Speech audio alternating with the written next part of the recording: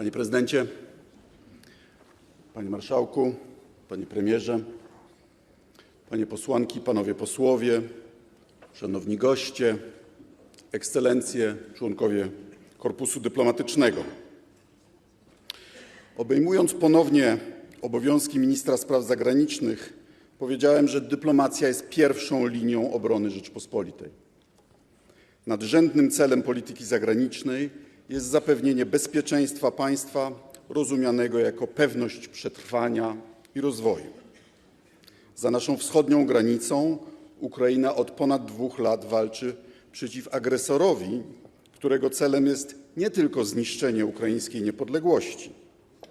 Rosja dąży do obalenia ładu międzynarodowego powstałego po 1989 roku. Logikę prawa i dobrowolnych sojuszy ma zastąpić logika siły, stref wpływów i dyktatu mocarstw nad sąsiadami. Władimir Putin mówi o tym otwarcie. Polska już dziś mierzy się z różnymi formami agresji hybrydowej, takimi jak dezinformacja, cyberataki, wykorzystywanie zależności energetycznych czy instrumentalizacja presji migracyjnej. W tak trudnych warunkach potrzebna jest współpraca nie tylko w ramach koalicji rządzącej, ale także z tymi przedstawicielami opozycji, którzy do współpracy są gotowi. Premier Donald Tusk przed wspólną z prezydentem wizytą w Stanach Zjednoczonych napisał: z prezydentem Andrzejem Dudą różnię się politycznie niemal we wszystkim, ale w sprawie bezpieczeństwa naszej ojczyzny musimy i będziemy działać razem. Nie tylko w czasie wizyty w USA. I tak działamy. Oferta współpracy nie jest skierowana wyłącznie do polityków. Swoje wystąpienie kieruję do obywateli. Wszystkich. Bezpieczeństwo naszej wspólnoty powinno nas łączyć. Żeby jednak porozumienie było możliwe, musimy stanąć w prawdzie. Poprzednie 8 lat polskiej polityki zagranicznej to seria chybionych założeń ideowych, złych pomysłów, błędnych decyzji i zaniechań. Wspomnę jedynie o kilku najważniejszych. Chroniczny konflikt z instytucjami Unii Europejskiej z powodu upolitycznienia niezawisłych sądów, a w konsekwencji nie tylko ogromne straty finansowe, ale przede wszystkim utrata wiarygodności i prestiżu. Zepchnięcie Polski na margines najważniejszych debat, tak na forum Unii Europejskiej, jak w NATO. Zepsucie relacji z sąsiadami i ważnymi partnerami, z Niemcami, Francją, Czechami, a w pewnej mierze nawet z Ukrainą, mimo kluczowej roli, jaką Polska odgrywa w niesieniu pomocy temu krajowi. Chybione kalkulacje na sojusz z USA przeciw Unii Europejskiej i podkopanie zaufania do Polski po obu stronach Atlantyku. Sojusz ideologiczny z proputinowskimi populistami. Afera wizowa, czyli de facto niekontrolowany napływ migrantów na teren Polski bez żadnej debaty publicznej i przy jednoczesnym szczuciu na obcych. Demontaż Ministerstwa Spraw Zagranicznych jako centrum kreującego politykę zagraniczną oraz degradacja profesjonalnej, apolitycznej służby zagranicznej. Pogorszenie wizerunku Polski w okresie rządów Prawa i Sprawiedliwości ilustrują rankingi niezależnych instytucji. I tak, według organizacji Reporterzy Bez Granic Polska w 2014 roku w kategorii wolności prasy zajmowała 19. miejsce na 180 krajów. W 2023 roku spadliśmy na 57. pozycję, tuż przed Burkina Faso, Papuą Nową Gwineą i Gujaną.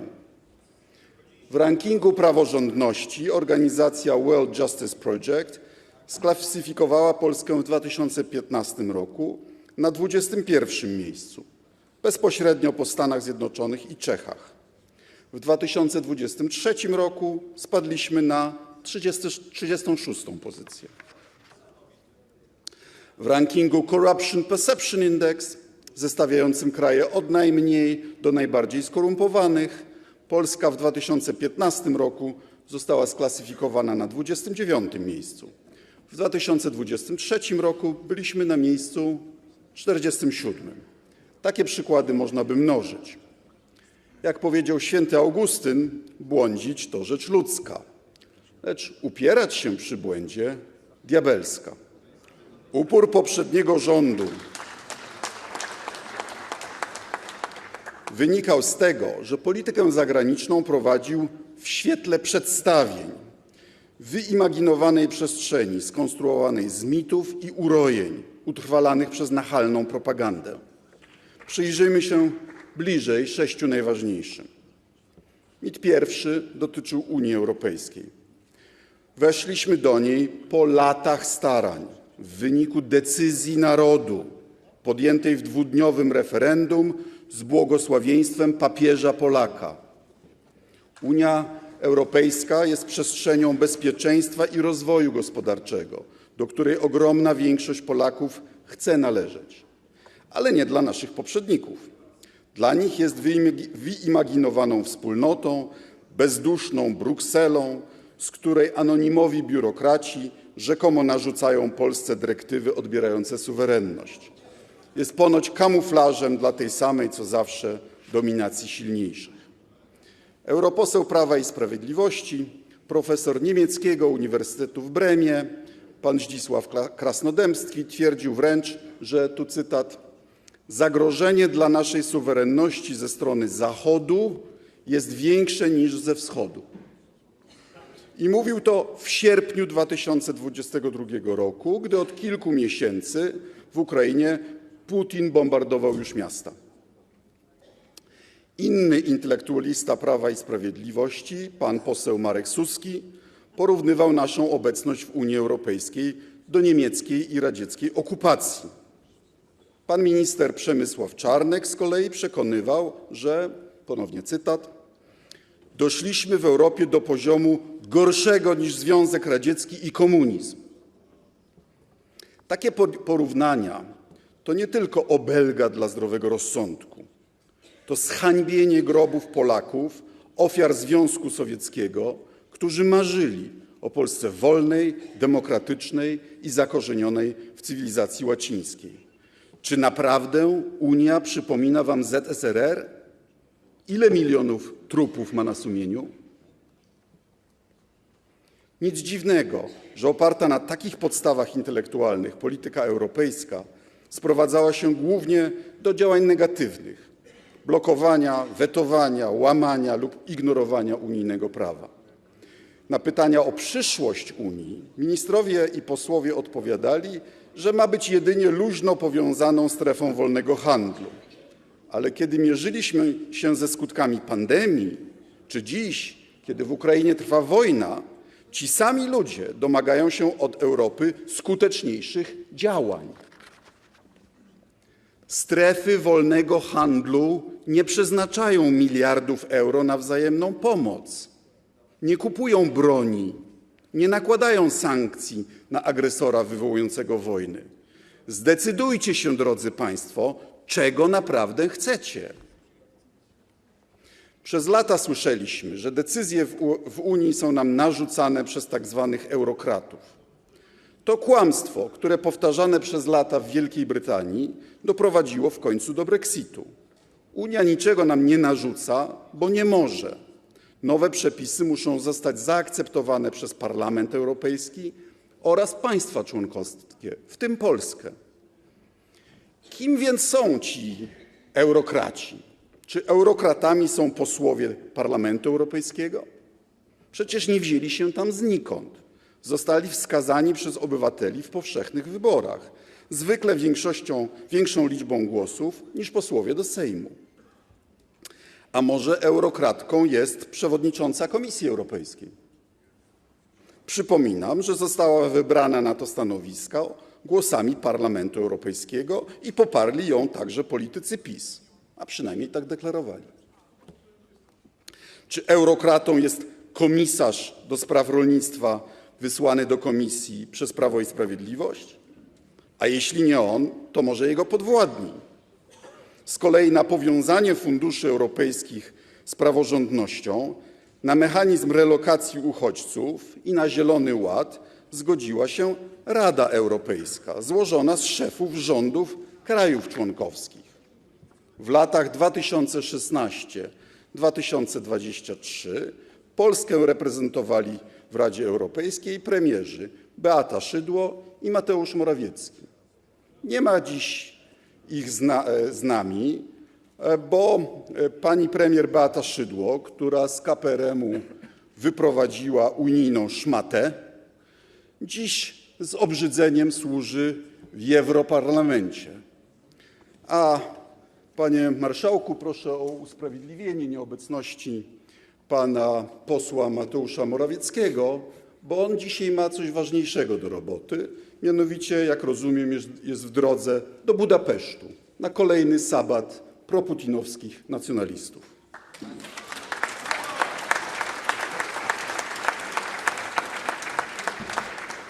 Mit drugi wynika z mylnego rozumienia suwerenności. Suwerenność to bardzo cenna wartość, zwłaszcza dla narodów, które jak Polacy przez lata były jej pozbawione. Ale nasi poprzednicy wszędzie widzieli zamach na suwerenność. Jej obrona miała wyczerpywać program polityki zagranicznej. Ograniczenie suwerenności to rzecz bardzo poważna, co znamy dobrze z naszej historii. Kiedyś oznaczało, że obowiązywała u nas konstytucja, jak rozumiem, jest nadal przechowywana w archiwum Sejmu, której tekst własnoręcznie korygował Józef Stalin. Gdybyśmy wówczas spróbowali opuścić blok wschodni, mógłby nas spotkać ten sam los, co Węgrów w 1956 roku. Tymczasem brytyjscy eurofobowie ostatecznie udowodnili, że z Unii można wystąpić pokojowo i nikt nikogo nie trzyma na siłę. To najlepszy dowód na to, że państwa narodowe w Unii są suwerenne. Unia Europejska to wspólnota, w której członkowie dobrowolnie łączą aspekty suwerenności w imię większych korzyści, ale jej nie tracą. Nie jest to spisek elit, tylko korzystna umowa. Kolejny, trzeci już mit to twierdzenie, że korzyści z Unii należy mierzyć tylko wielkością przelewów z jej budżetu. Miliardy euro z Funduszu Spójności i na realizację Krajowego Planu Odbudowy są oczywiście bardzo ważne. Pozwolą dokończyć modernizację Polski. Ale Unia to coś znacznie więcej niż transfery gotówkowe. Jako państwo członkowskie Polska jest uznawana za kraj stabilny i przewidywalny, w którym warto inwestować. I nawet jeśli z czasem staniemy się płatnikiem netto, to zyski z obecności w Unii wciąż będą przewyższać koszty, ponieważ tkwią one nie tylko w transferach finansowych, ale w bezpieczeństwie, udziale w rynku europejskim, wolności podróżowania, osiedlania się, możliwościach rozwoju. Dlatego tak ważne jest, by Polska wróciła do grona krajów tworzących Europę, a nie broniących się przed Europą.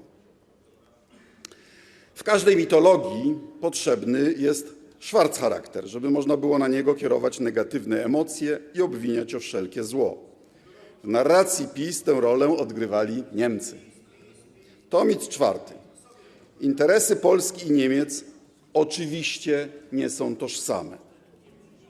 Niemcy przez lata przyjmowały odmienną od polskiej i naszym zdaniem oportunistyczną postawę wobec Rosji. Obecna koalicja ma różne od rządu RFN poglądy na wiele kwestii. Mamy inną historię, inne uwarunkowania społeczne, ekonomiczne czy bezpieczeństwa. Różnice zdań nie oznaczają jednak, że jesteśmy skazani na wieczny konflikt. Niemcy to nasz demokratyczny sąsiad, największy partner handlowy, ważny aktor europejski, kluczowy sojusznik w NATO. Warszawa i Berlin potrzebują się nawzajem. Zamiast wykorzystać wzajemną zależność do wzmocnienia pozycji Polski, wybrano drogę konfrontacji. Narracja PiS-u wepchnęła nas w szablon historycznego determinizmu. W przeszłości mieliśmy tragiczne doświadczenia z Niemcami. Ale to nie oznacza, że relacje muszą pozostać fatalne na wieki wieków. Naszemu rządowi bliższe są słowa mojego wielkiego poprzednika, ministra Władysława Bartoszewskiego, który w 1995 roku, 50 lat po zakończeniu wojny, tak zwracał się do niemieckich posłów w Bundestagu. Cytuję: pamięć i refleksja historyczna muszą towarzyszyć naszym stosunkom. Nie powinny jednak stanowić dla nich głównej motywacji, lecz torować drogę motywacjom współczesnym, skierowanym na przyszłość. Koniec cytatu. Niechęć do Niemiec była też pochodną do niechęci do Zachodu w ogóle. Zachodu, który poprzednia władza przedstawiała dokładnie tak, jak czyni to kremlowska propaganda, nie jako przestrzeń rządów prawa i swobód obywatelskich, lecz jako źródło moralnej zgnilizny zagrażającej Polakom. To mit piąty. Państwa zachodnie borykają się z wyzwaniami, których część same sobie stworzyły. Normy społeczne i kulturowe zmieniają się w nich niekiedy bardzo szybko, a spory o to, co moralnie dopuszczalne, bywają intensywne. Nie ma w tym nic nowego. Analogiczne debaty między prawicą a lewicą o prawo kobiet do głosu w wyborach, o status mniejszości seksualnych czy rolę Kościoła w życiu publicznym toczono 30, 50 czy 100 lat temu. Wolne społeczeństwo w demokratycznej Polsce podlega w swoim tempie podobnym przeobrażeniom. Ale największym zagrożeniem dla tradycyjnych wartości nie jest, moim zdaniem, mityczny zgniły Zachód, jest nim hipokryzja wielu rzekomych obrońców tych wartości.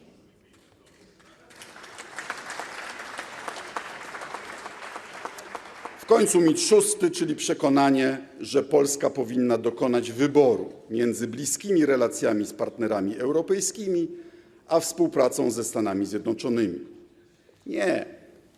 Rozwój i bezpieczeństwo Polski muszą opierać się na dwóch filarach: współpracy transatlantyckiej, podtrzymywanej niezależnie od decyzji amerykańskich wyborców, oraz integracji europejskiej. Oba kierunki nie stoją ze sobą w sprzeczności. One się wzajemnie dopełniają.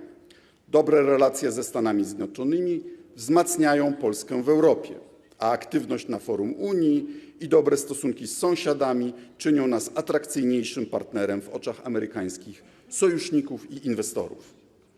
Na obu tych polach polska polityka zagraniczna powinna się charakteryzować nie krzykliwością wobec jednych i usłużnością wobec drugich, lecz kreatywną asertywnością. Jako kraj mamy swoje interesy, mamy swoje racje i argumenty, mamy swój dorobek i mamy wiarę w nasze atuty. Będziemy ich bronić skutecznie, ale nie waląc butem w stół, jak pewien sowiecki dygnitarz, tylko przekonując i proponując rozwiązania. I czasami mówiąc nie, ale bez wrzasku. Opozycji naprawdę patriotycznej proponuję inny niż dotychczas model sporu. Przekonaliście się, że najgorzej jest uwierzyć we własną propagandę. Odrzućcie te mity. Wysoki Sejmie, w tym roku mija 25 lat od przystąpienia Polski do i 20 lat od akcesji do Unii Europejskiej. Obchodzimy też 35. rocznicę wielkiego przełomu roku 1989. W ciągu tych 35 lat Polska stała się europejską demokracją, a 15 października zeszłego roku pokazaliśmy światu, że Polki i Polacy nie dadzą sobie odebrać wolności. Osiągnęliśmy sukces. Osiągnęliśmy sukces, zbudowaliśmy kraj, o jakim marzyli nasi przodkowie. Nadal jest w nim mnóstwo do poprawy w kwestii biedy, wykluczenia, wyrównywania szans. Nikt odpowiedzialny tego nie neguje. Pytanie, co wspólnie zrobimy z osiągnięciami minionych 35 lat i wyzwaniami przyszłości. Uważam, że mamy teraz 4 pilne zadania. Po pierwsze, Polska bezpieczna. Polska racja stanu nakazuje rozwijać własne zasoby obronne i wspólnie z sojusznikami zdolności do odstraszania agresji. Nakazuje też zapewnić maksimum wsparcia wojskowego i politycznego Ukrainie. W oczywistym interesie Polski jest utrzymanie agresora jak najdalej od naszych granic. Dlatego suwerenna Ukraina musi wygrać tę wojnę, a pokojowy ład międzynarodowy w Europie musi zostać przywrócony. Fundamentem bezpieczeństwa Polski pozostaje sojusz transatlantycki z wiodącą rolą Stanów Zjednoczonych. Naszym celem jest utrzymanie i wzmocnienie amerykańskiego zaangażowania w Europie, a zarazem wzmocnienie europejskiego filaru sojuszu w duchu strategicznej harmonii działań NATO i Unii Europejskiej. Z tego wynika priorytet drugi, czyli silna Polska w silnej Unii Europejskiej. Od czasu rosyjskiej agresji na Ukrainę Unia Europejska przekształca się w podmiot geopolityczny, zdolny do projekcji na swoje otoczenie nie tylko potęgi ekonomicznej, ale także politycznej i militarnej. W interesie Polski jest ten proces wspomagać i współtworzyć. Konieczne jest wrzucenie kolejnego biegu w naszym rozwoju. Czas naszych przewag jako kraju taniej siły roboczej i taniej energii już się skończył. Polska może i musi stać się państwem wysoko rozwiniętym, konkurencyjnym polską pomysłowością, dobrą organizacją, kulturową atrakcyjnością, otwartością wobec świata. Kieruję te słowa szczególnie do grupy obecnych tu dzisiaj uczniów z mojego macierzystego pierwszego liceum w Bydgoszczy.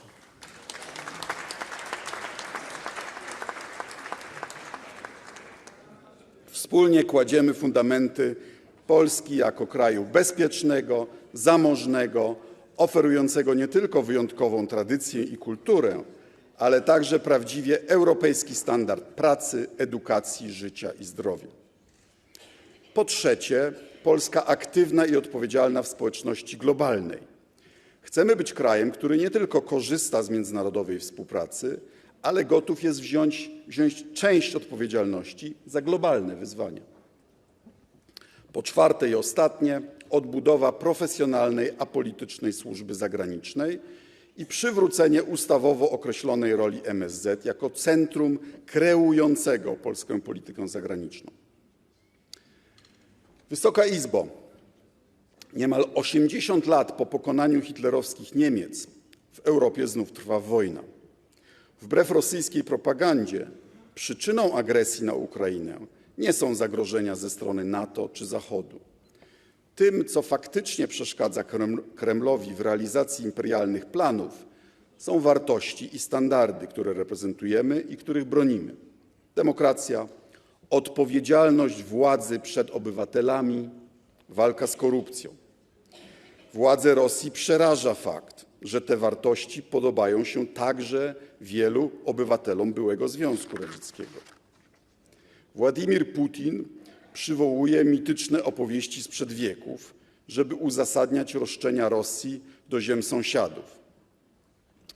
Gdyby wszyscy chcieli stosować tę logikę w praktyce, żaden z istniejących dziś krajów nie ostałby się w obecnym kształcie. Po 2 wojnach światowych doszliśmy do zasady nienaruszalności granic. Po to właśnie, aby położyć tamę takim destrukcyjnym, pseudohistorycznym pretensjom. Szanowni Państwo, kraje członkowskie NATO oraz Unii zamieszkuje łącznie ponad 920 milionów ludzi, podczas gdy Rosję, nawet razem z Białorusią, tylko 153 miliony, 6-krotnie mniej. Nominalny produkt krajowy brutto krajów NATO i UE i Unii Europejskiej to ponad 45 bilionów dolarów. Łączne PKB Rosji i Białorusi wynosi zaledwie 2,2 biliona, czyli 20 razy mniej.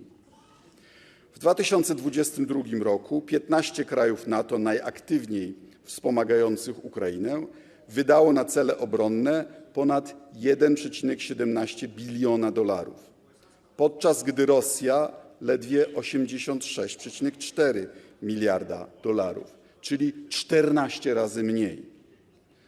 Rosja po przeprowadzeniu pierwszej fali mobilizacji miała nieco ponad 1 300 000 personelu wojskowego. Personel wojskowy NATO bez dodatkowej mobilizacji to ponad 3,5 miliona osób, czyli prawie 3 razy więcej. Zasoby lotnictwa NATO są 3-krotnie wyższe niż zasoby lotnictwa rosyjskiego. Sojusz ma w swojej dyspozycji 4 razy więcej okrętów. Przepraszam, panie ministrze. Panowie posłowie Szynkowski-Welsenk i panie pośle Jabłoński. Zastanawiałem się, czy uczynić was sławnymi do protokołu, ale zrobię to. To nie jest program Google Box, w którym siedzicie przed telewizorem w kapciach i komentujecie to, co widzicie na ekranie. To jest wystąpienie ministra spraw zagranicznych. Dlatego bardzo panów proszę o powstrzymanie się od jałowych prób zagłuszania pana ministra. Mam też informację, po wystąpieniu pana ministra przeprowadzona zostanie debata, w której będziecie mieli szansę zabrać głos. Będzie wystąpienie klubowe, będzie debata średnia, w której łącznie waszemu klubowi przysługują 92 minuty i wtedy będą panowie mieli możliwość podzielenia się z Wysoką Izbą i z nami wszystkimi, bo panów nie słychać w transmisji, to też chcę panom uświadomić, wszystkimi tymi spostrzeżeniami, które w tej chwili macie. Proszę panów o nienaruszanie powagi Izby, zanim zacznę wyciągać regulaminowe konsekwencje, a pana ministra proszę o kontynuowanie wypowiedzi. Bardzo proszę, panie ministrze. Dziękuję, panie marszałku, za kontynuowanie wysokiego poziomu prowadzenia obrad. Zasoby lotnictwa NATO są 3-krotnie wyższe niż zasoby lotnictwa rosyjskiego. Sojusz ma w swojej dyspozycji 4 razy więcej okrętów i 3 razy więcej jednostek podwodnych. A więc to nie my, Zachód, powinniśmy obawiać się starcia z Putinem, lecz na odwrót. Warto o tym przypominać.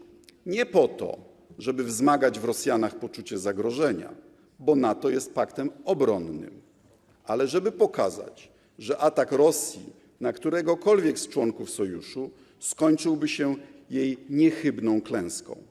Potencjał militarny i gospodarczy Rosji blednie w porównaniu z potencjałem Zachodu. Jeśli nie zabraknie nam woli, Rosja przegra. Jedyną nadzieją Putina jest nasz brak determinacji. Ukraina ma prawo do niezależnego i suwerennego kształtowania swojej przyszłości w granicach uznanych przez społeczność międzynarodową. Rosja kłamie na temat rzekomych polskich planów anektowania fragmentów Ukrainy. Donbas to Ukraina, Krym to Ukraina, Lwów, Wołyń, dawna Galicja Wschodnia to również Ukraina. Dlatego powtarzam tak, aby usłyszano również na Kremlu. Lwiw se Ukraina.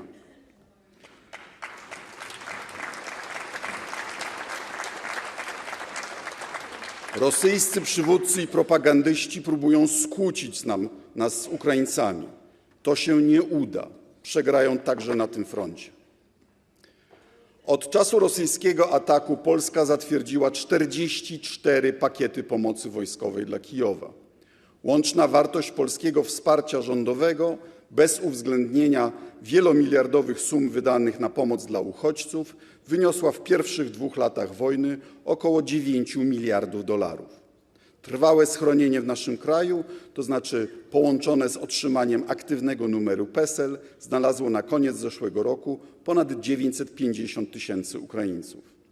Faktyczna liczba obywateli Ukrainy przebywających w Polsce lub goszczących u nas okresowo po 24 lutego 2022 roku jest oczywiście kilkakrotnie większa.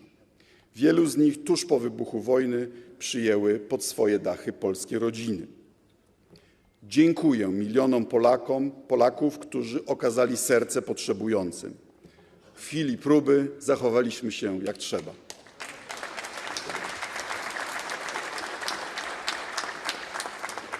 Aby zwiększyć skuteczność naszych działań, dołączyliśmy do deklaracji krajów G7 w sprawie wzajemnych długoterminowych zobowiązań wobec Ukrainy.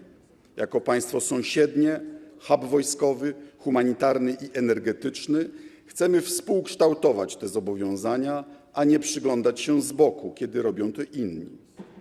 Utrzymanie wszechstronnego wsparcia Unii Europejskiej dla niepodległości Ukrainy, w tym jej wysiłków na drodze do członkostwa we wspólnocie, będzie priorytetem polityki europejskiej rządu. Naszym strategicznym celem pozostaje stopniowe włączanie Ukrainy również do szerzej rozumianych struktur euroatlantyckich.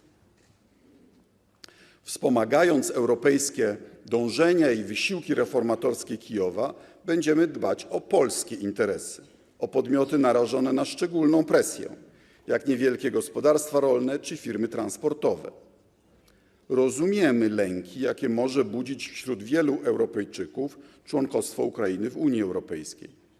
Pamiętamy jednak, że w 2004 roku podobne obawy wzbudzała decyzja o przyjęciu Polski.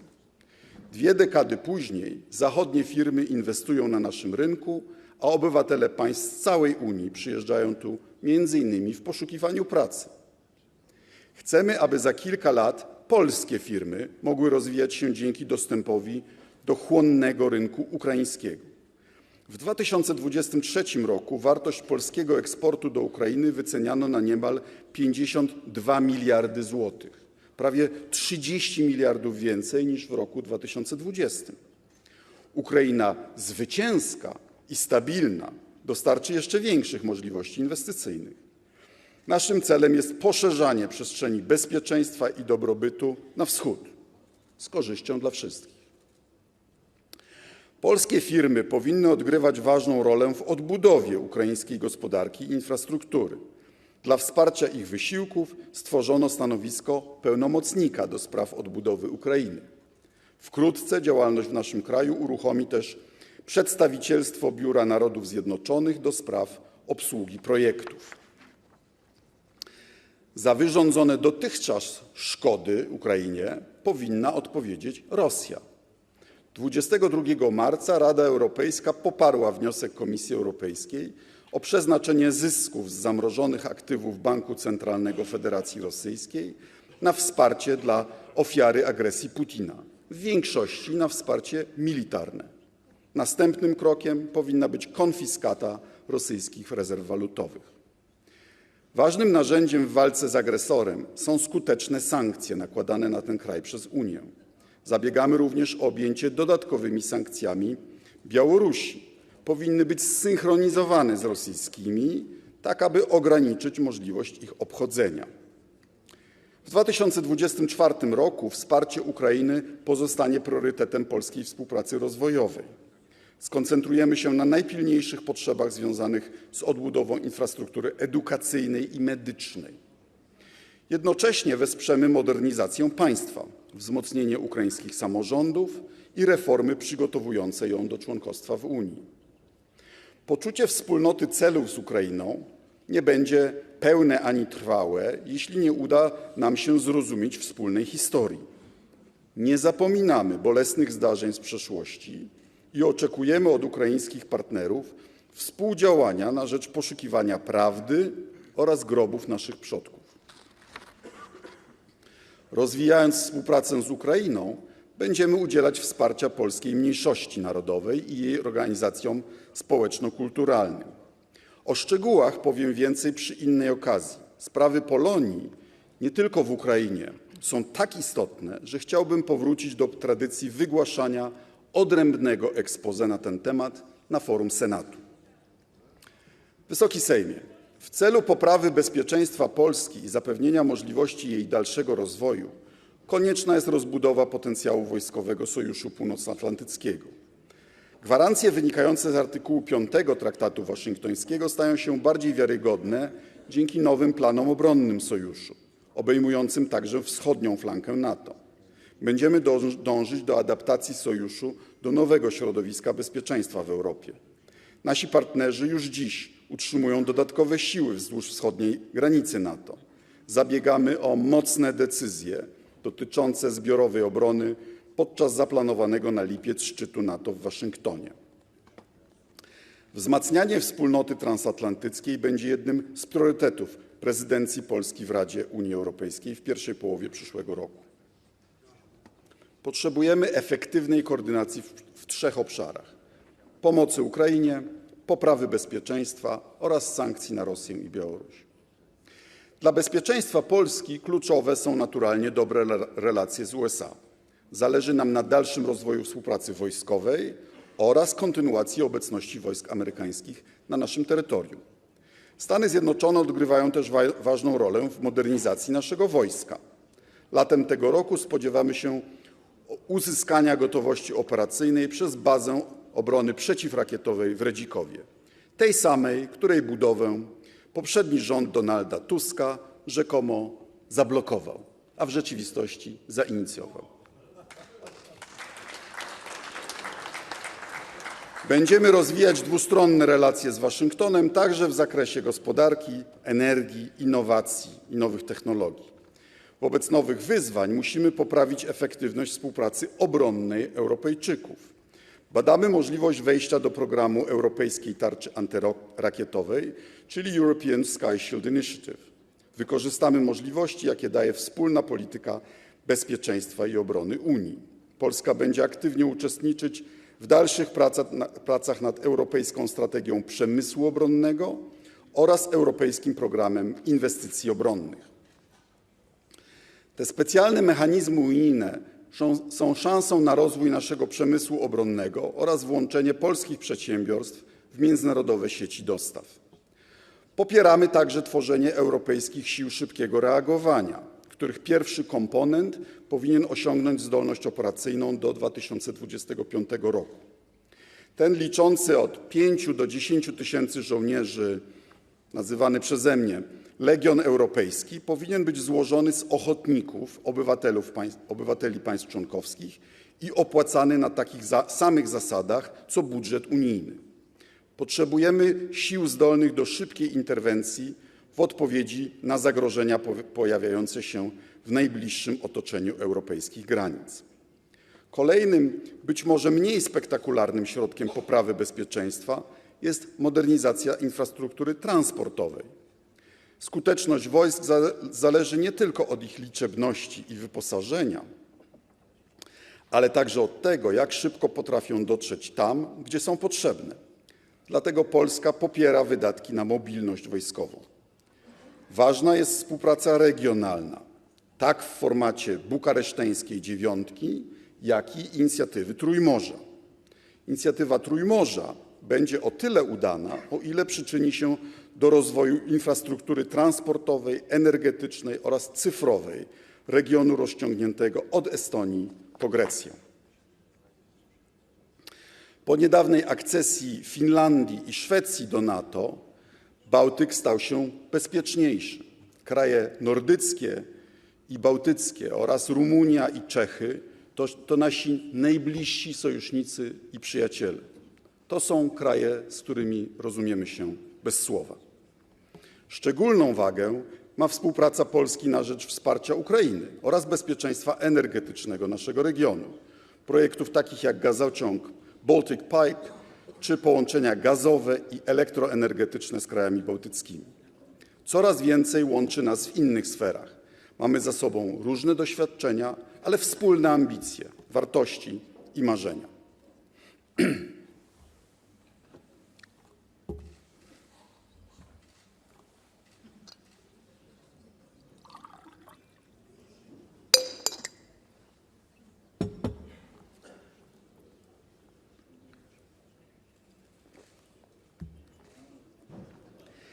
Inicjatywy w szeroko rozumianym obszarze bezpieczeństwa rozwijamy także z Wielką Brytanią, której aktywność w naszej części Europy szczególnie doceniamy. Polityka bezpieczeństwa ma nie tylko wymiar militarny. W konfrontacji z rosyjskim neoimperializmem także rozszerzenie Unii Europejskiej wpisuje kolejne kraje w obszar europejskiego bezpieczeństwa. Wejście Ukrainy i Mołdawii na ścieżkę negocjacji akcesyjnych oraz przyznanie Gruzji statusu kraju kandydującego to sukces Partnerstwa Wschodniego, koncepcji realizowanej od 2009 roku z inicjatywy Polski i Szwecji. Partnerstwo przygotowało te kraje do integracji europejskiej. Będziemy dzielić się z Gruzją naszym doświadczeniem transformacyjnym, ale oczekujemy od niej przyspieszenia reform. Wojna tocząca się za naszą wschodnią granicą ma konsekwencje dla gospodarki. Wymusiła zmianę szlaków transportowych pomiędzy Europą i Azją, co rodzi też pewne szanse. pojawia się m.in. perspektywa pogłębienia współpracy gospodarczej z państwami Kaukazu Południowego i Azji Centralnej. Przez lata Polska chciała zachęcić Rosję do dalszej modernizacji i demokratyzacji, do tego, by włączała się w europejską tożsamość kulturowo-polityczną. Europejskość nie wynika bowiem jedynie z położenia geograficznego, jest wyborem cywilizacyjnym. Rosja tę drogę odrzuciła. Nie ze względu na brak zachęt, bo tych ze strony Zachodu po rozpadu ZSRR nie brakowało, ale dlatego, że tak zdecydował rosyjski przywódca, który w imię własnych ambicji poświęcił interes kraju.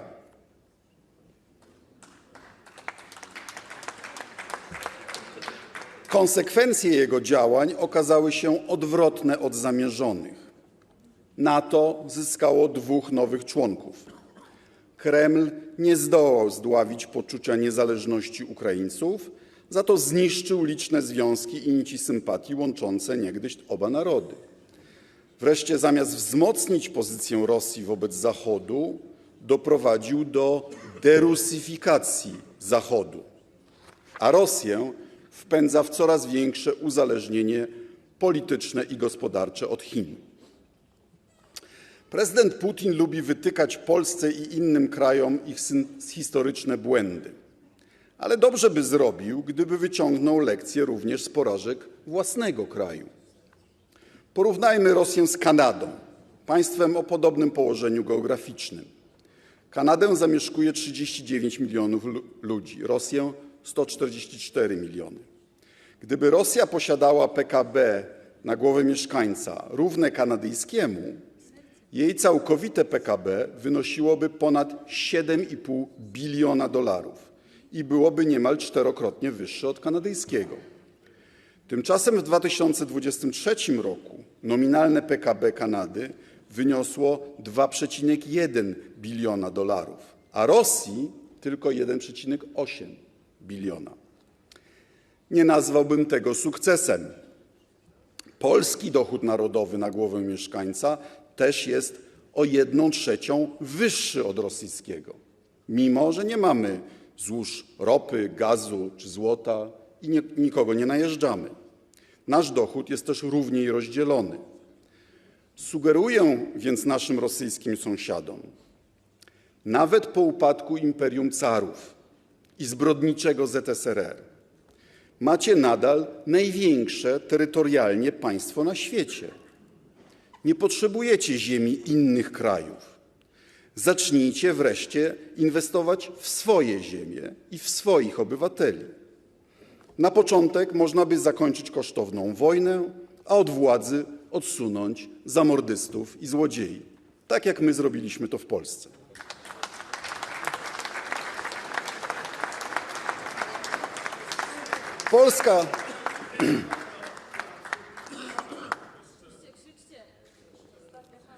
Polska jest gotowa współpracować z Rosją nieimperialną, szanującą prawa innych narodów do samostanowienia, uznającą, że jej sąsiedzi też mają interesy bezpieczeństwa. Rosją, którą uosabia zamordowany Aleksiej Nawalny i inni więźniowie sumienia, Ilja Jaszyn, Władimir Karamurza czy Jewgenij Roizman. Z Rosją reprezentowaną przez wszystkich demokratycznie i proeuropejsko nastawionych Rosjan, którzy dziś niestety stanowią prześladowaną mniejszość. Praktyczny wyraz naszym staraniom o promowanie wolności obywatelskich chcemy dać m.in. poprzez przywrócenie Nagrody Solidarności imieniem Lecha Wałęsy. Ufundowana w 2014 roku, nagroda stanowiła przejaw naszego uznania dla osób szczególnie zasłużonych dla wartości demokratycznych. W przeszłości została przyznana liderowi Tatarów krymskich, Mustafie Dżemilewowi oraz Żannie Niemcowej, ale poprzedniemu rządowi przeszkadzała. Niestety postępująca wasalizacja Białorusi przez Rosję sprawia, że także ten kraj musimy postrzegać przede wszystkim w kategoriach zagrożenia dla bezpieczeństwa. Trwający ponad 3 lata kryzys polityczny, łamanie praw człowieka, bezprecedensowe represje, wsparcie rosyjskiej agresji na Ukrainę, prowokowanie kryzysu migracyjnego – wszystko to stanowi poważne zagrożenie dla całego regionu. Bolejemy nad sytuacją w kraju, z którym łączą nas wieki wspólnej historii i silne więzi kulturowe. Szczególne zaniepokojenie budzi sytuacja polskiej mniejszości narodowej, która stała się zakładnikiem reżimu. To białoruskie władze ponoszą pełną odpowiedzialność za najgorszy w historii stan relacji dwustronnych. W przeszłości wszystkie polskie rządy jako pierwsze dawały impuls do dialogu. Dziś straciliśmy nadzieję. Warunkiem jej odzyskania są zmiany po stronie białoruskiej. Jeżeli Aleksandr Łukaszenka chce odzyskać przestrzeń do prowadzenia polityki pomiędzy Rosją a Zachodem, musi najpierw pokazać, że ma jakąkolwiek autonomię. W marcu przypadła 3. rocznica aresztowania, a w lutym minął rok od skandalicznego skazania Andrzeja Poczobuta na 8 lat więzienia. Konsekwentnie domagamy się jego uwolnienia. Będziemy wspierać białoruskie organizacje obywatelskie i współpracować z demokratyczną opozycją. Niezbędnym warunkiem walki z propagandą reżimów w Moskwie i Mińsku jest dotarcie do rosyjskich oraz białoruskich obywateli i szerzej do odbiorców na całym świecie z rzetelnymi informacjami. Moja replika na tyradę rosyjskiego ambasadora w Radzie Bezpieczeństwa ONZ pokazuje, że można przeciwstawiać się rosyjskim kłamstwom. Będziemy to robić niezależnie od tego, czy ich autorem jest rosyjski ambasador, były prezydent, obecny przywódca, czy legiony internetowych trolli, użytecznych idiotów i płatnych agentów. Narzędziem walki z dezinformacją oraz popularyzowania wiedzy o polskiej historii i polskiej dyplomacji będą również stacje telewizyjne współfinansowane z publicznych środków przekazywanych przez MSZ, serwisy TVP World nadające w języku angielskim, niemieckim, białoruskim, ukraińskim i rosyjskim.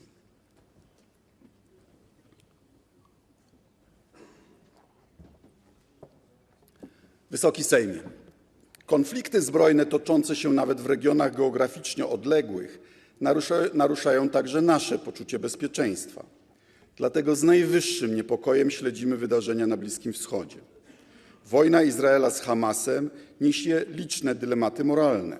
Groźba rozlania się konfliktu zbrojnego jest realna, a w ślad za tym widmo pogłębienia się kryzysu humanitarnego, nowej fali uchodźców, blokady szlaków komunikacyjnych czy działań terrorystycznych. Uznajemy prawo Izraela do samoobrony z poszanowaniem międzynarodowego prawa humanitarnego. Potępiamy atak Hamasu z 7 października 2023 roku i łączymy się w bólu z rodzinami wszystkich ofiar oraz zakładników wciąż przetrzymywanych przez terrorystów. Jednocześnie chcielibyśmy wiedzieć, czy Izrael przewiduje możliwość współżycia z państwem palestyńskim, które Polska uznaje. A jeśli nie, to jakie ma plany wobec 5 milionów Palestyńczyków, których życie kontroluje? Polska potępiła niedopuszczalny atak Izraela na bezbronny konwój humanitarny organizacji World Central Kitchen, w wyniku którego zginął Polak, pan Damian Sobul. Pragnę wyrazić głęboki żal z powodu jego tragicznej śmierci. Samoobrona w słusznej sprawie nie zwalnia z odpowiedzialności za własne czyny i za złamanie praw wojennych. Polska przyjęła do wiadomości przeprosiny przekazane przez rząd Izraela, ale wymagamy, aby takie zdarzenia nie miały więcej miejsca, tak wobec zagranicznych wolontariuszy, jak i wobec palestyńskich cywilów.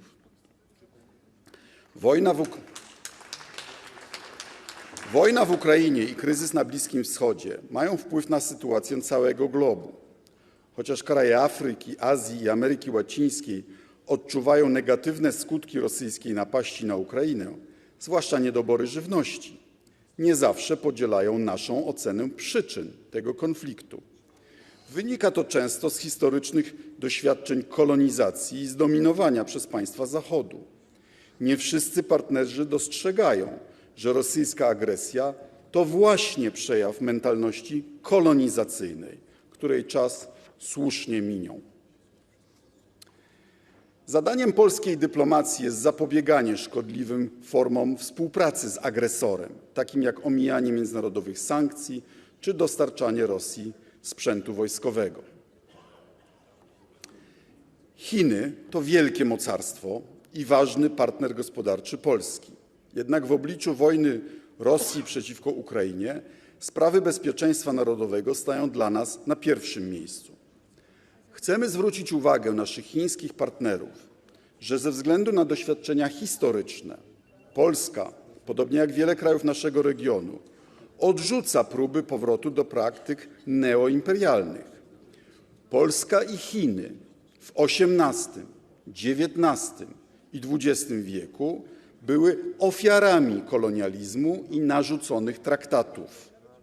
Dlatego liczymy na większe zrozumienie strony chińskiej dla naszego sprzeciwu wobec współczesnego kolonializmu w wydaniu Władimira Putina. Działania Chin na rzecz powstrzymania agresywnej polityki Rosji spotkałyby się z uznaniem państw Europy Środkowo-Wschodniej, tak jak to miało miejsce w 1956 roku w czasie wydarzeń polskiego października. Rywalizacja pomiędzy Chinami a Stanami Zjednoczonymi jest naturalna, ale powinna być pokojowa. Nie chcemy dokonywać wyboru między dobrymi relacjami z istotnym partnerem handlowym z jednej strony, a najważniejszym gwarantem bezpieczeństwa z drugiej. Uważamy, że Unia Europejska w kontaktach z Pekinem powinna kierować się prostą zasadą: współpracy zawsze, gdy to możliwe, rywalizacji, gdy to konieczne, i konfrontacji, gdy to nieuniknione. Pragniemy, aby pól do współpracy, jak choćby przy ratowaniu klimatu i przyrody, było jak najwięcej. Podobnej otwartości oczekujemy od strony chińskiej. Doceniamy poparcie Pekinu dla polskich aspiracji dołączenia do grupy G20. Myśląc o naszych relacjach z krajami pozaeuropejskimi, marzymy, aby nasze wartości, takie jak praworządność, demokracja, prawa człowieka, stały się uniwersalne. Uważamy, że na dłuższą metę maksymalizują one dobrostan tak społeczeństw, jak i obywateli. Jednocześnie odnotowujemy ofensywę propagandową opisującą obecny ład międzynarodowy jako zdominowany przez kraje bogatej północy, narzędzie rzekomej dyskryminacji czy wręcz ucisku wobec sąsiadów z rozwijającego się południa. Przoduje w tym Rosja i inne wspierające ją reżimy. A przecież to Rosja jest od stuleci więzieniem narodów, krajem, który kolonizował i niszczył kultury swoich sąsiadów, w tym Polską. Dzisiejszy konflikt nie jest konfliktem między północą a południem. Nie jest też konfliktem na linii wschód-zachód. Koalicję wspierającą Ukrainę tworzą przecież państwa od Stanów Zjednoczonych przez kraje europejskie po Koreę Południową, Japonię, Australię i Nową Zelandię. Nie jest to również konflikt pomiędzy konkurencyjnymi ideologiami, bowiem jedyna wspólna idea, jaką ma do zaproponowania obóz autorytarny, to prawo silniejszego. Polska ma szczególny tytuł, aby walczyć z międzynarodowym populizmem i autorytaryzmem. Przemiany, jakie zaszły w naszym kraju w ostatnich dziesięcioleciach, to najlepszy dowód na żywotność zachodnich wartości. Polska może być inspiracją dla wszystkich, którzy bronią demokracji i chcą się przeciwstawić autorytarnej demagogii. Trzeba z nią walczyć słowem i czynem. Słowem, zwalczając rozmaite tuby propagandowe, zarówno w mediach społecznościowych, jak i tradycyjnych, aby Russia Today ustąpiła miejsca Russia Tomorrow. Skończymy z bezkarnością rosyjskich dezinformatorów. Likwidacja siatki o niewinnie brzmiącej nazwie Voice of Europe wspólnie z naszymi zagranicznymi partnerami jest tego przykładem. Nie pozwolimy Kremlowi na manipulowanie naszymi wewnętrznymi czy unijnymi debatami. Możemy się w wielu kwestiach różnić, ale nie pozwólmy adwersarzom nas rozgrywać. Dlatego wzmacniamy w MSZ zespoły do spraw komunikacji strategicznej i walki z dezinformacją zewnętrzną.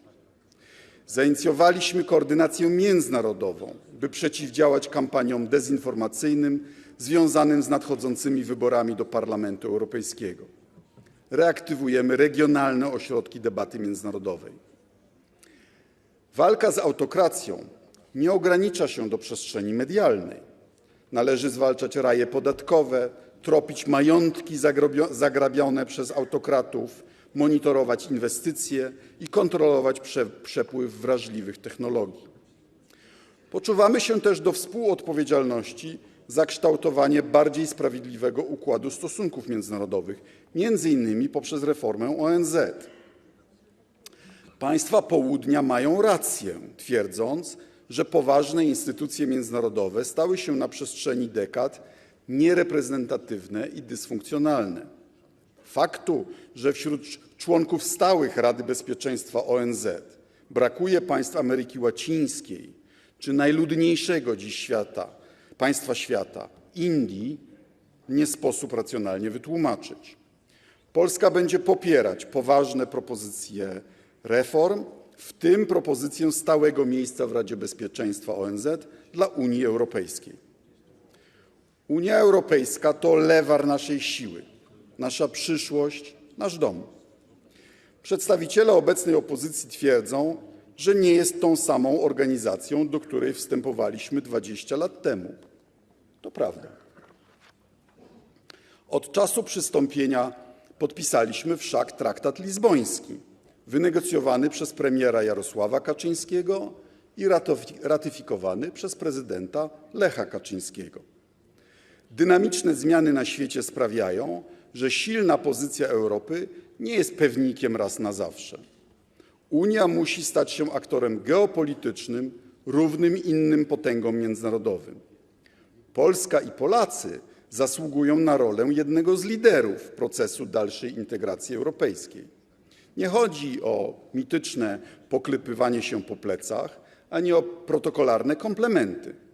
Lider to z definicji ktoś, kto potrafi osiągać swoje cele w sposób zjednujący mu zwolenników. Polska takim potencjałem dysponuje.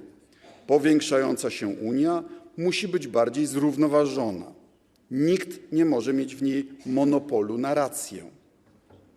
1 stycznia przyszłego roku Polska obejmie 6-miesięczną prezydencję w Radzie Unii Europejskiej. Jej priorytetem, jak już wspomniałem, będzie szeroko rozumiane bezpieczeństwo, a rozpocznie się kilka miesięcy po wyborach do Parlamentu Europejskiego. Rada Unii będzie współpracowała z nowym Parlamentem Europejskim, nową Komisją Europejską oraz nowym przewodniczącym Rady Europejskiej. Kształt nowej Komisji Europejskiej musi lepiej odpowiadać nowej sytuacji politycznej. Priorytety muszą obejmować nowe wyzwania, od polityki obronnej przez traktowanie z należytą powagą rozszerzenie Unii po politykę migracyjną.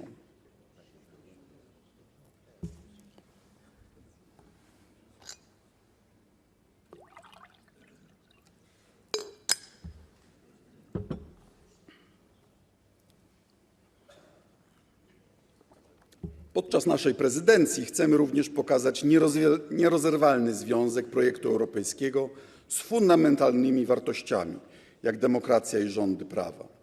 Polska wnosi unikalne doświadczenie, zwycięstwo nad populizmem i pokusami nieliberalnej demokracji.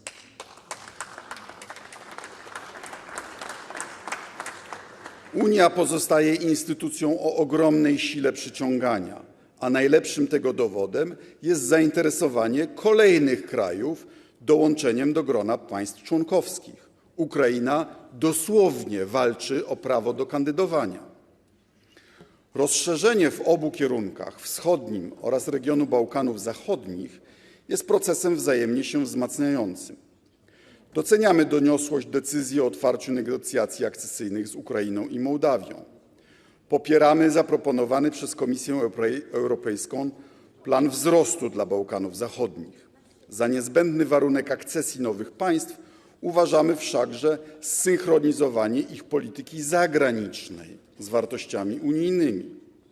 Członkostwo w Unii nie jest obowiązkiem, jest wolnym wyborem państwa i jego obywateli, ale kto decyduje się na akcesję, musi akceptować wspólne zasady. Unia powinna adekwatnie reagować na pojawiające się kryzysy.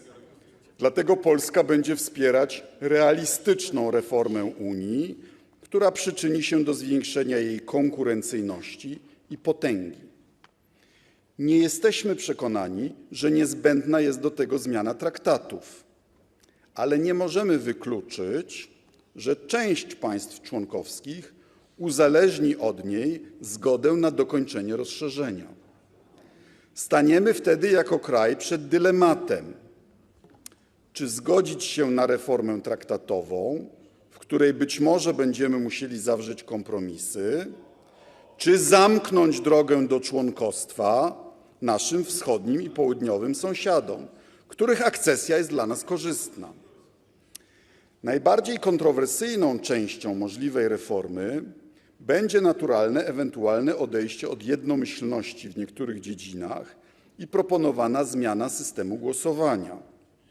Przy czym przypominam, że Polska weszła do Unii z wynegocjowanym przez rząd Jerzego Buzka systemem nicejskim, w którym dysponowała zaledwie jednym głosem mniej od Niemiec czy Francji.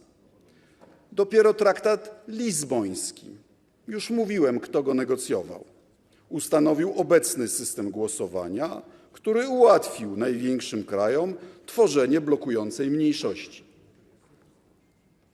Zadaniem jest więc ustanowienie bardziej sprawiedliwego systemu głosowania, który i przed, i po rozszerzeniu da wszystkim krajom wpływ na sprawy Unii. Zarówno rząd, jak i stronnictwo, do którego należę, jest w tej kwestii otwarte na argumenty.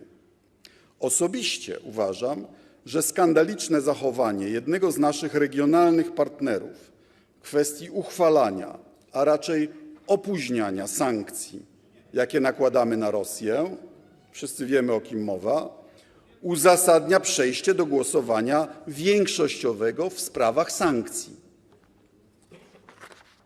Z drugiej strony przyjmowanie do Unii nowych członków powinno, moim zdaniem, zawsze wymagać jednomyślności. Kwestią otwartą pozostaje, jaki system głosowania większościowego byłby najbardziej sprawiedliwy i jakie dziedziny pomiędzy tymi, o których wspomniałem, mógłby ewentualnie objąć.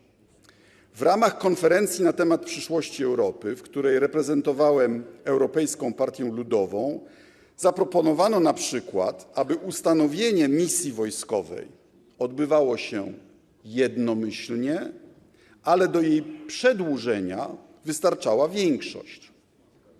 Wydaje mi się to rozsądnym kompromisem. Parlament Europejski zaproponował z kolei, aby większość oznaczała 4/5 państw członkowskich, czyli więcej niż nasza większość konstytucyjna. Są też w parlamentach narodowych rozmaite systemy ważenia głosów i chronienia interesów mniejszości. Pokażmy mądre polskie propozycje. W tym miejscu składam ofertę. Tak jak ja nie nazwę zdrajcami tych, którzy zgodzili się na odejście od korzystniejszego dla Polski systemu nicejskiego, tak niech nikt nie śmie odmawiać patriotyzmu zwolennikom poglądu, że jeśli Unia ma liczyć ponad 30 członków i stawać się mocarstwem, to musi sprawniej podejmować decyzje. Apeluję do państwa wszystkich o dyskusję na temat tych wyzwań na innych zasadach niż w minionych latach. Deklaruję moją osobistą i kierowanego przeze mnie resortu otwartość na każdy konstruktywny pomysł, który mógłby posunąć polskie sprawy do przodu, a polską pozycję w górę. Nie przeciwko mitycznej Brukseli, ale za Polską i dla Polski. Jest i będzie się o co spierać, ale nikt nie ma prawa odmawiać komukolwiek polskości ze względu na nieuniknioną różnicę zdań. Wysoki Sejmie, Stosunki dwustronne z krajami Europy będą stanowiły jeden z najważniejszych elementów pracy naszej dyplomacji, to oczywiste. Jak już wspomniałem, naprawiamy relacje z Niemcami. Porzuciliśmy konfrontacyjną retorykę i wróciliśmy do rzeczowego dialogu. Reaktywujemy szereg formatów dwustronnych i poszukujemy nowych obszarów współpracy, także w sferze bezpieczeństwa. Dlatego pozostaję w regularnym kontakcie z moją niemiecką odpowiedniczką, między innymi w formacie Trójkąta Weimarskiego. Partnerstwo oznacza wzajemne poszanowanie interesów, ale także wrażliwość i empatię wobec zagadnień humanitarnych i historycznych. Także zadośćuczynienia dla polskich obywateli, ofiar niemieckiej agresji i okupacji w czasie II wojny światowej oraz dla państwa polskiego z tytułu strat poniesionych w wyniku tej agresji. Rozwiązanie bolesnych dla Polaków kwestii leży w naszym obopólnym interesie. Oczekujemy od Berlina prezentacji propozycji zadośćuczynienia, na które pomysłów nie brak. Przez poparcie dla żyjących ofiar, odbudowę polskich zabytków, inwestycje w polskie bezpieczeństwo, w naukę języka polskiego w Niemczech czy popularyzację polskiej historii. Zaangażowaniu Polski w dialog z Niemcami oraz większej obecności polskich spraw w niemieckiej debacie publicznej przysłuży się nowa siedziba ambasady, która zostanie otwarta w tym roku. Zlokalizowana w samym centrum Berlina, będzie ważnym ośrodkiem nie tylko dyplomatycznym, ale też kulturalnym. Szczególnie istotne powinny być jednak niemieckie inwestycje w bezpieczeństwo całego regionu. To byłby wyraz zrozumienia błędów przeszłości i stawienia czoła wyzwaniom przyszłości. Początek 2024 roku przyniósł nowe otwarcie w relacjach polsko-francuskich. Cieszy mnie, że Francja deklaruje wolę intensyfikacji partnerstwa strategicznego z Polską. Liczymy na przywrócenie praktyki konsultacji międzyrządowych, których celem winno być współdziałanie szczególnie w obszarze militarnym i budowy europejskich zdolności obronnych. Niemcy i Francja są naszymi najważniejszymi partnerami w Unii Europejskiej, a intensyfikacja współpracy w Trójkącie Weimarskim będzie jednym z priorytetów polskiej polityki zagranicznej.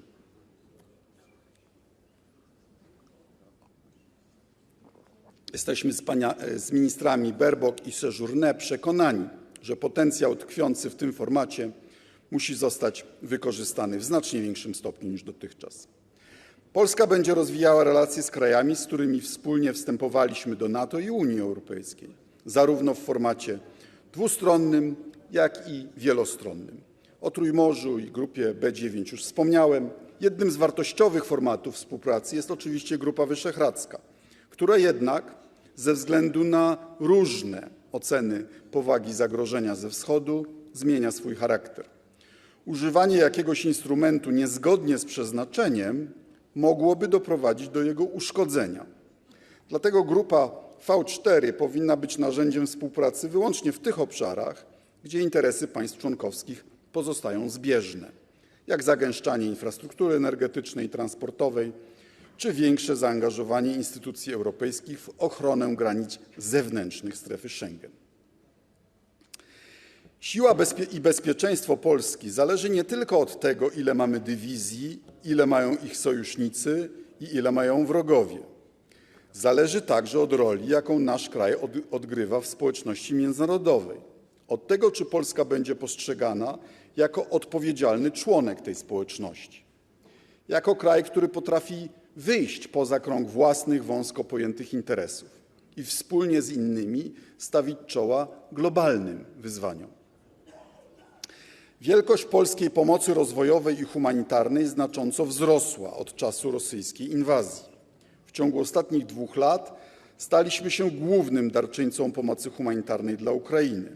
Łącznie ministerstwa polskiego rządu wydały 16 miliardów euro na wszechstronną pomoc Ukrainie i ukraińskim uchodźcom wojennym. Środki na współpracę rozwojową w gestii MSZ są oczywiście znacznie mniejsze. W 2023 roku wyniosły prawie 450 milionów złotych.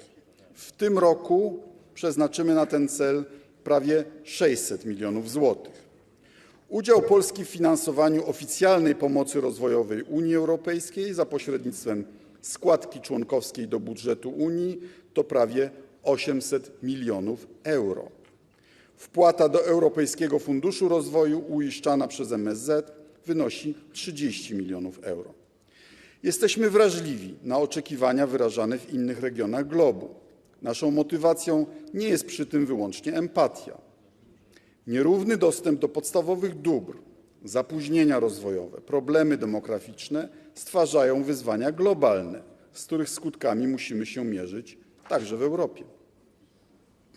W Polsce działa wiele pozarządowych organizacji humanitarnych i pomocowych.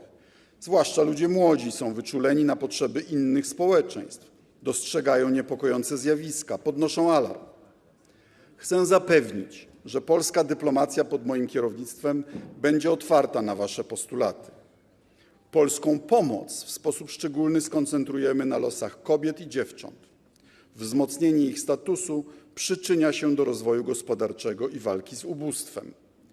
Także adaptacja do zmian klimatu musi być widoczna w sposobie, w jaki Polska pomaga innym państwom, szczególnie tym, które sprawy klimatu stawiają na czele agendy politycznej. Dlatego podtrzymam ustalone przez poprzedni rząd priorytety przekrojowe polskiej pomocy na lata 2021-2030.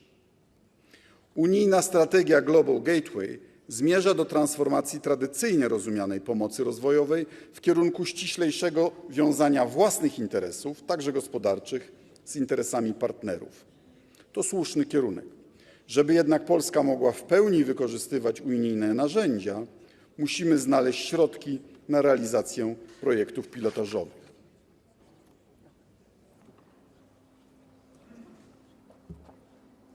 Szanowni Państwo, liczne, nawet odległe geograficznie kryzysy wpływają na sytuację Polski także poprzez migrację. Ludzie zawsze migrowali, także my Polacy. Sam byłem uchodźcą. Legalna i kontrolowana migracja może przynosić korzyści zarówno migrantom, jak i krajom przyjmującym. Ale prawo do migracji nie jest prawem człowieka i musi podlegać ograniczeniom. A państwa mają prawo regulować to, kto przybywa na ich terytorium. Masowa, nieregularna migracja to wyzwanie, które w moim przekonaniu może nie tylko obalać rządy, lecz stanowi zagrożenie dla liberalnej demokracji jako takiej. Obecny system azylowy ugina się pod wpływem zbyt dużej liczby migrantów. Jeśli umiarkowane siły polityczne nie dadzą obywatelom poczucia opanowania sytuacji, to grozi nam już nie kolejna fala, lecz prawdziwe tsunami populizmu żerującego na obawach wyborców. Różnica między populistami a odpowiedzialnymi siłami politycznymi polega na tym, że populiści chcą problem migracji rozgrywać, a nie go rozwiązać. Aby skutecznie zmierzyć się z tym wyzwaniem, musimy po pierwsze zwalczać przyczyny, poprawiając sytuację gospodarczą i polityczną w krajach będących głównymi źródłami migracji. Po drugie, zwalczać grupy przestępcze, które z przemytu ludzi na lądzie i na morzu uczyniły sposób zarobkowania, oraz tych, którzy im w tym pomagają. Po trzecie, stworzyć jasną ścieżkę legalnej migracji dla tych, których nasze gospodarki i społeczeństwa potrzebują, a także skuteczne mechanizmy powrotu do kraju dla tych, którzy nie otrzymali w Unii prawa pobytu. Warunkiem koniecznym osiągnięcia tych celów jest nie tylko ponadnarodowa współpraca, ale także stworzenie przejrzystej strategii migracyjnej. Nasi poprzednicy zignorowali ten obowiązek. W tym rządzie za jego wykonanie odpowiada międzyresortowy zespół do spraw migracji. Efektem będzie reforma systemu wizowego. Istota afery wizowej polegała nie tylko na zwykłym kryminalnym, korupcyjnym procederze nazywanym w mediach wiza za łapówkę. Oburzenie powinien również budzić fakt, że polska wiza stała się najłatwiejszym i najtańszym środkiem dostania się do Europy Zachodniej. Zmieniamy to. W MSZ powstała biała księga na temat niezbędnych działań w celu wyeliminowania nieprawidłowości w systemie wizowym RP. Zaopatrzyliśmy placówki w tymczasowe wytyczne. Podniosłem wysokość opłat za polskie wizy do średniej europejskiej. W pierwszym kwartale 2024 roku nasi konsulowie wydali 109 tysięcy wiz, o 30% mniej niż w tym samym okresie zeszłego roku. Za moment uruchomimy w ramach Rady Ministrów zmiany legislacyjne, aby zlikwidować patologie w dostępie do polskiego rynku pracy oraz do studiów w Polsce, które poprzedni rząd tolerował. Polska znajduje się w szczególnej sytuacji. Nasza granica podlega stałemu zagrożeniu ze strony Rosji i Białorusi, które sztucznie generują presję migracyjną, aby nas destabilizować. Kontrola na granicy powinna być humanitarna i przejrzysta, ale i stanowcza. Strach przed niekontrolowaną migracją popchnął miliony mieszkańców Wielkiej Brytanii do poparcia Brexitu, czyli radykalnego lekarstwa, które okazało się nie tylko nieskuteczne, ale i gorsze od choroby. Jeśli chcemy uniknąć tych błędów, musimy pokazać naszym obywatelom, że potrafimy zarządzać procesem migracyjnym. O pozycji międzynarodowej państw w coraz większym stopniu decyduje ich potencjał gospodarczy i zdolność do rywalizacji na rynku globalnym. Wykorzystanie pojawiających się szans zależy w głównej mierze od inicjatywy polskich inwestorów. Swoją rolę ma do odegrania także dyplomacja ekonomiczna, która wspiera za granicą polskie produkty i technologie. Ten proces dokonuje się od 30 lat. Wartość polskiego eksportu w ciągu 3 dekad od 1992 roku wzrosła 25-krotnie. Zmieniła się także struktura eksportowanych towarów. Spadał udział surowców, a rósł towarów przetworzonych. Mam w związku z tym 2 pytania do państwa eurofobów. Po pierwsze, czy w związku z tym dla Polski byłoby dobrze, gdyby w strefie euro albo tylko w Niemczech zapanowała recesja? I po drugie, czy sądzicie, że ten gigantyczny sukces byłby możliwy, gdyby Polska wyszła z Unii i na Odrze, tak jak na kanale La Manche, znowu wyrosła granica celna? Dla Polski, podobnie jak dla całej Unii Europejskiej, ważne jest obniżenie ryzyka związanego z łańcuchami dostaw z Azji. Wspieramy działania podejmowane przez Komisję Europejską na rzecz bezpieczeństwa dostaw krytycznych surowców. Priorytetem w kwestiach energetycznych będzie umacnianie relacji z naszymi sojusznikami z USA i Unii, a także innymi partnerami, którzy udowodnili swą wiarygodność w trakcie kryzysu energetycznego wywołanego przez agresję Rosji na Ukrainę. Większości państw europejskich udało się zmniejszyć zależność od rosyjskiej ropy i gazu ziemnego. Poziom bezpieczeństwa energetycznego Polski i Europy jest dziś wyższy niż przed wybuchem wojny, natomiast rosyjskie możliwości stosowania szantażu energetycznego radykalnie mniejsze. Polsko-amerykańskie partnerstwo energetyczne, dotychczas realizowane głównie poprzez zakupy LNG, jest uzupełniane o kooperację w sferze energetyki jądrowej. Czekamy na propozycję kontraktu na budowę pierwszej polskiej elektrowni atomowej z określonym budżetem i terminem realizacji. Tematyka energetyczna jest również ważnym obszarem relacji polsko-ukraińskich. Obecnie podstawowe znaczenie ma nasze wsparcie w zakresie dostaw paliw i utrzymania operacyjności ukraińskiego systemu energetycznego narażonego na regularne ataki, ale w przyszłości Polska weźmie aktywny udział w jego odbudowie.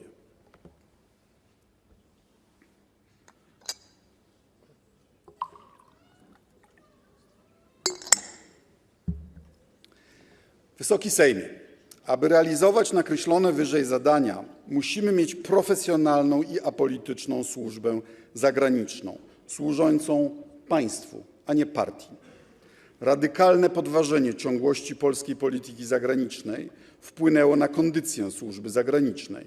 Personel urzędniczy i dyplomatyczny został upartyjniony na niespotykaną w poprzednim ćwierćwieczu skalę. Jest mi przykro z powodu tych wszystkich członków służby zagranicznej, których dotknęły niesprawiedliwość i szykany ze strony resortu kierowanego przez polityków poprzedniego rządu.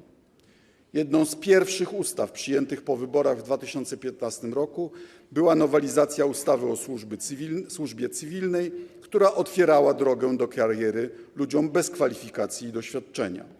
Dalsze szkodliwe zmiany nastąpiły wraz z wdrożeniem nieprzystającej do naszych potrzeb ustawy o służbie zagranicznej.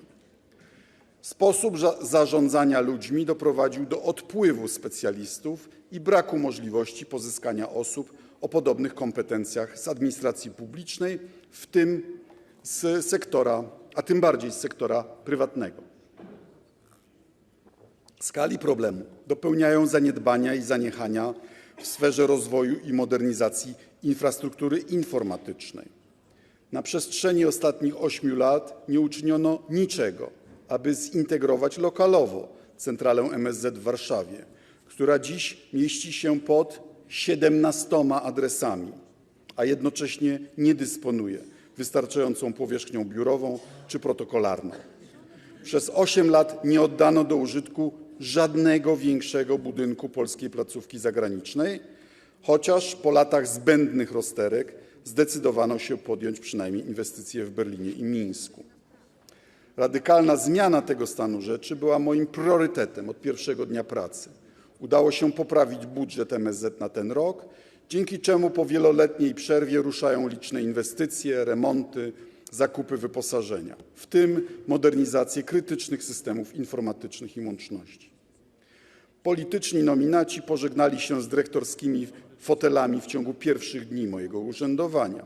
W każdej z dziedzin funkcjonowania resortu zostały uruchomione projekty modernizacyjne, których celem jest nadrobienie straconego czasu.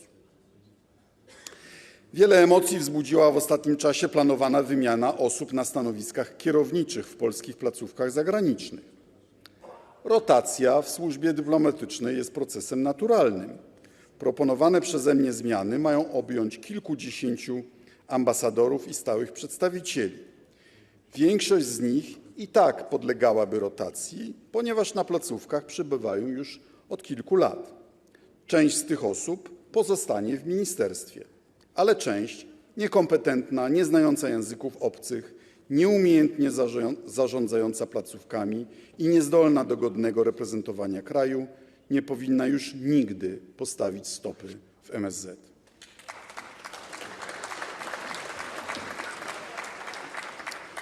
Upolitycznienie, a właściwie upartyjnianie zarówno polityki zagranicznej, jak i służby zagranicznej RP ma dalekosiężne skutki.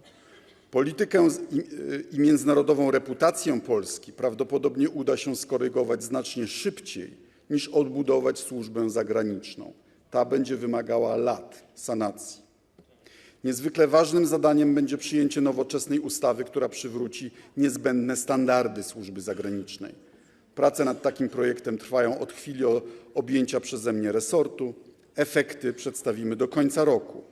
Pierwszym krokiem jest jednak pilna nowelizacja obowiązującej ustawy. Pozwoli ona usunąć istotne ryzyka budżetowe, skorygować kardynalne błędy, naprawić system naboru, przywrócić niezbędne kryteria. Projekt nowelizacji ustawy o służbie zagranicznej już został wypracowany w MSZ i będzie wkrótce przedłożony rządowi. Proszę Państwa o zrozumienie i poparcie.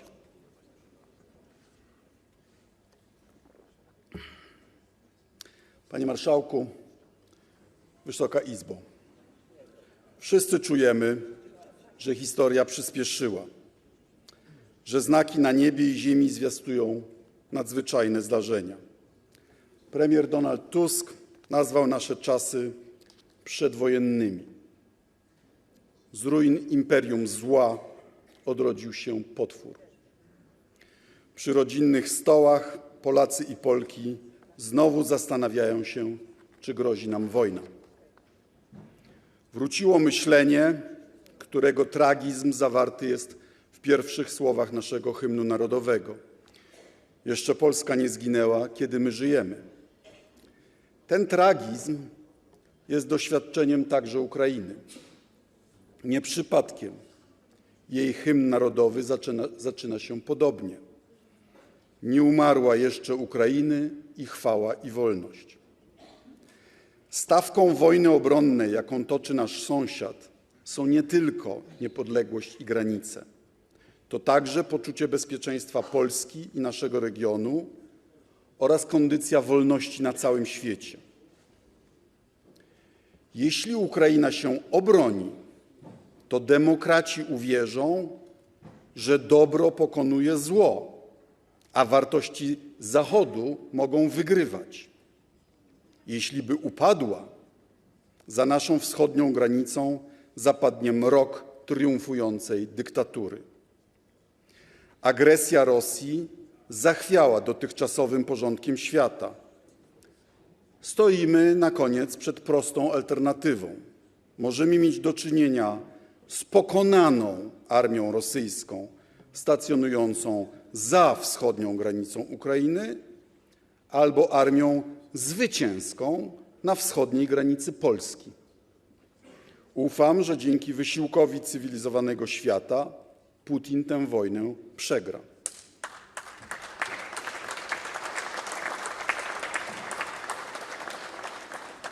W 2008 roku, kiedy jako minister spraw zagranicznych wygłaszałem swoje pierwsze exposé, powiedziałem, że Polska będzie normalnym europejskim krajem, gdy będzie miała normalnych europejskich sąsiadów po obu stronach swojej granicy. Wynik tej wojny zdecyduje, czy zbliżymy się do tego celu. W ciągu minionych 35 lat Polska wykorzystała historyczne okno możliwości i dołączyła do wielkiej strefy bezpieczeństwa, stając się jej wschodnią flanką. Teraz, dzięki poświęceniu Ukraińców, możemy przesunąć granicę wolnego świata o setki kilometrów na wschód. My, Polacy, wiemy, co oznacza samotna walka. Dobrze, że ukraińską walkę o wolność wspiera jednocześnie największa gospodarka świata, Unia Europejska i najpotężniejsze mocarstwo wojskowe, Stany Zjednoczone. Uchwalony w USA pakiet pomocy oznacza, że lotnisko w Rzeszowie już wkrótce znowu zagrzmi hukiem lądących transporterów ze sprzętem i amunicją na pokładzie. Z tego dziejowego zakrętu Polska musi wyjść jako państwo bezpieczne, silny partner w Unii Europejskiej, w silnej Unii Europejskiej, aktywny i odpowiedzialny członek wspólnoty globalnej.